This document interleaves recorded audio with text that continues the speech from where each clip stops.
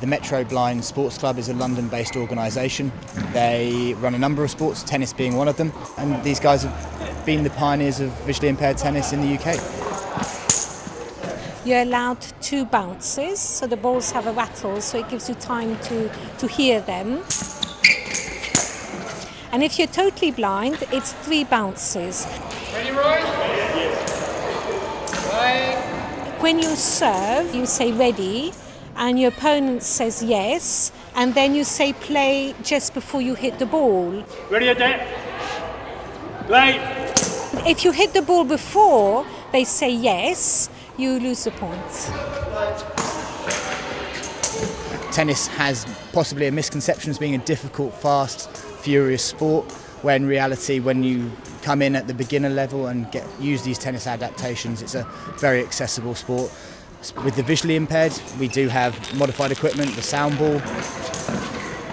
They play on a smaller court, generally within the service boxes, and with shorter rackets. You don't need too much equipment, you don't need too much adaptations. It's easy, you just need a racket, a ball, another player and a tennis court, and off you go. The great plus about the game is that it can be played by all sight levels. It can be played with sighted partners, so you can play with your partner. It can be played by children with their brothers and sisters. So it's very much an integrated sport. About 5 or 6 years ago, the Japanese came over to England and demonstrated their game, which they've been playing for 20 years. So we watched the demonstration, got in touch with them, got some tennis balls which they adapted, started playing the game, started a national competition, and now it goes from strength to strength. I was forced onto court by all my colleagues to say, you play against the Japanese, you do it. So I went and played, and it was everything and more I wanted it to be. It's 3 till 4. We've got an hour next Saturday. We have moved from having a London-based group who have been predominantly pushing the development of the sport to a broader national programme where a number of clubs, venues are supporting tennis for visually impaired and blind people.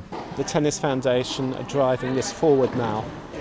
We work with them to try and develop the game, looking at different rules, ways of playing, so it's a partnership. The ball doesn't really lend itself to baseline tennis, so it's not about power in the shots, it's actually about technique, and you have to run to get to the ball, so it helps with fitness and so on as well. So yeah, it's all good.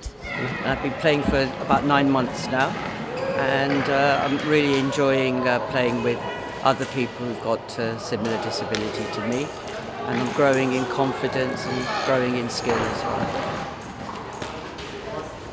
It's a great game. It's one of the few games that when I'm coaching visually impaired children, parents say to me, at last, there's a racket sport that children can play. If you want to do it, start it. You don't need to find a club, just find a friend that also wants to do it and go ahead and do it.